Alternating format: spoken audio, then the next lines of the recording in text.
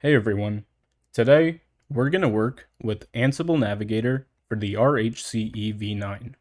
As you can see, the EX294 exam objectives have a whole section dedicated to the Automation Content Navigator, also known as Ansible Navigator, so it's definitely going to be worth something to check out.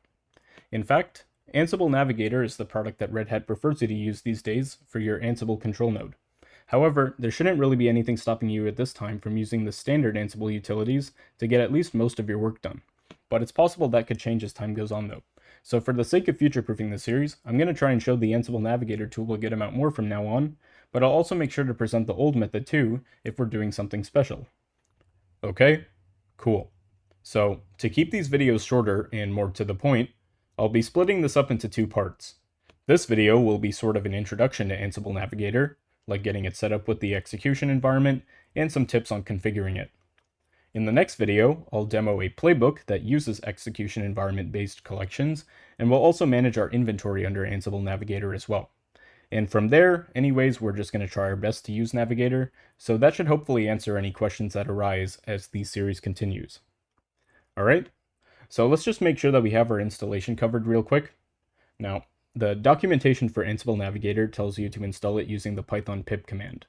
But I would not recommend doing that if you're practicing for the RHCE and or have an Ansible subscription, because the Red Hat supported way to install Ansible Navigator is to use the package manager. So I already kind of show how to do this sort of thing in the first video of the series, but I'll just quickly recap here. So to get all set up, first you're going to want to become root. Then you're going to want to make sure your subscription manager is registered. Okay, so from there, we're going to want to check our available subscriptions with subscription manager list --available. And we're going to want to find the subscription that includes Ansible Automation Platform. So right here. That's all good. And if you're just practicing, you're probably using the Red Hat developer subscription for individuals, which is perfectly fine.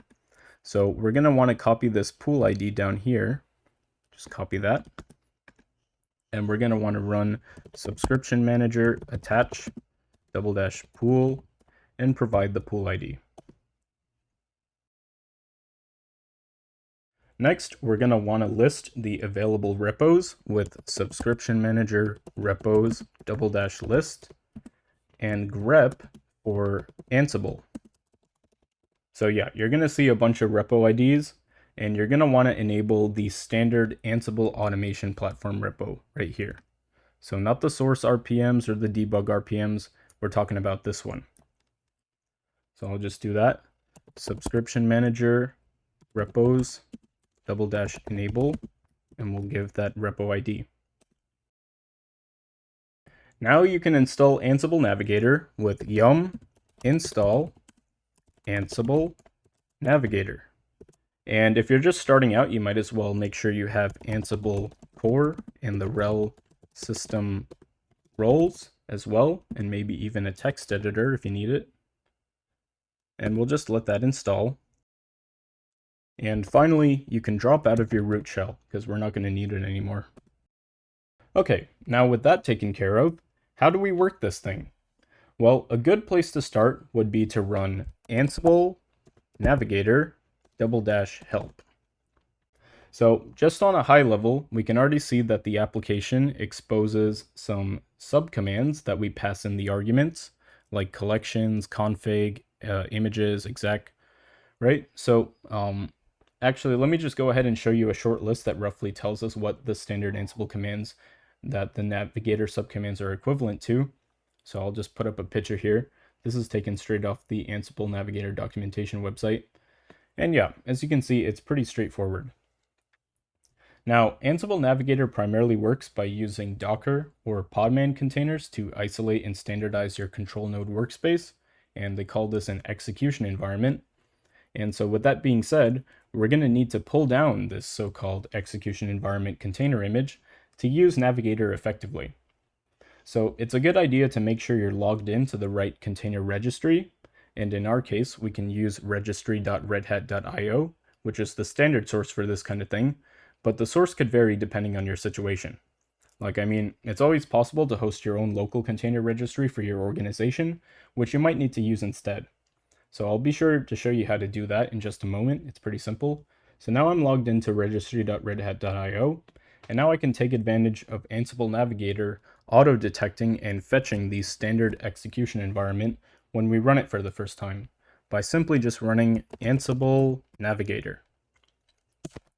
And yep, as you can see, it's pulling down the supported RHEL 8 based execution environment right now, right here. So this is the default one at this time of the recording. And yeah, we'll just wait for that to take care of. And after that, we're going to get dropped into this text interface where we can check on that a little more clearly by navigating to the images section. So it's pretty much like VI style. So you type a colon character to signify your command, and then you just type the command. So I'm going to wind up here, and there's the image it just auto-pulled. And if I hit the corresponding number on the side, which is 0 in this case, I'll get some more details about it, like that. So I can like go to image information and just check that out. And yeah, so that's pretty cool. And like I was just saying, if you need to fetch a specific image from a different registry possibly, you could use the standard podman pull command to do it, since it's all just containers under the hood. So I'll go ahead and just pull down the creator execution environment from the Quay registry purely as an example, but please keep in mind that this particular image is probably not relevant for the RHCE. What I'm just interested in showing you is that the Ansible Navigator auto-detects the presence of this execution environment from my pulled podman images from my user, and it's going to display it in the images list like I'm going to show you. So I could go back to Ansible Navigator images, and it'll just take a second to load up. And as you can see, there it is. So now if I wanted to use this specific image to do my work, I would either need to set it up in my Ansible Navigator configuration file, which I'll be sure to show in just a moment, or I can always pass the --EEI option to Ansible Navigator to specify which execution environment image I want to use.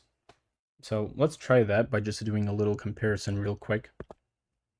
So if I say Ansible Navigator collections to view my collections, and I specify the Red Hat image like this, EE supported RHEL 8,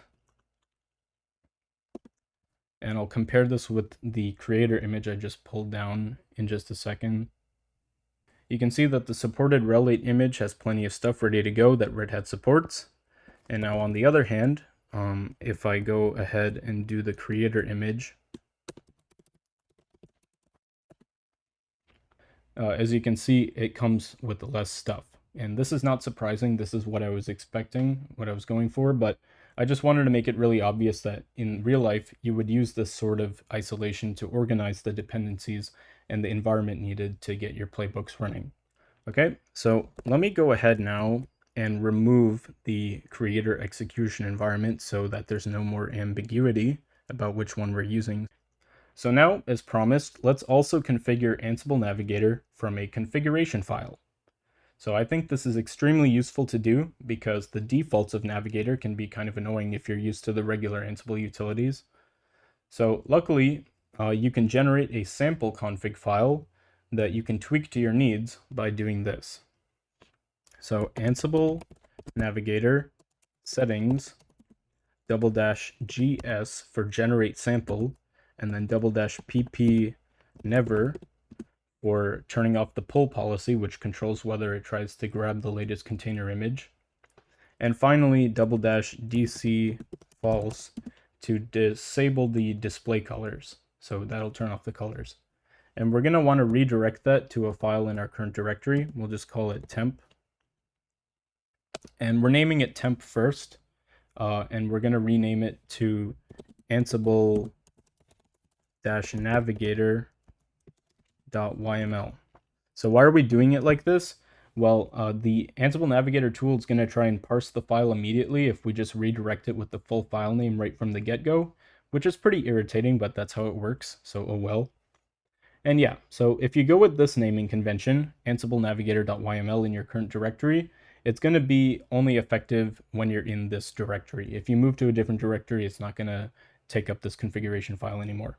So if you want to apply this to your whole user account, go ahead and move it to your home directory like this, and put a dot in front of the file name. Make it a dot file, a hidden file. So Ansible Navigator.yml. There we go.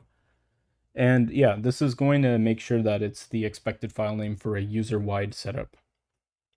Now you probably already noticed up here in this Ansible Navigator command that we had to get a bit verbose to wind up with what we wanted. So we wanted some cleaner output, so that's why we needed to give these options. And so disabling this stuff that we don't always need every time can get a bit exhausting. So for example, you probably would want to change the execution environment image pull policy to something else so that it doesn't waste a bit of time checking for a newer tag of the image every time you run Navigator. This is what I'm talking about, by the way. So if you run Ansible Navigator, it's always going to take a moment to check for a new image every time it starts up. And this can waste a lot of time if you're on a slow network and you're running a lot of playbooks and just running that command a lot. So yeah, this is going to be our perfect opportunity to set things up in the way we like it by editing the YAML file. So I'll just do a vim /.ansible navigator.yml. There we go. And so as an example, I'll just change the pull policy to fix that issue I just demoed.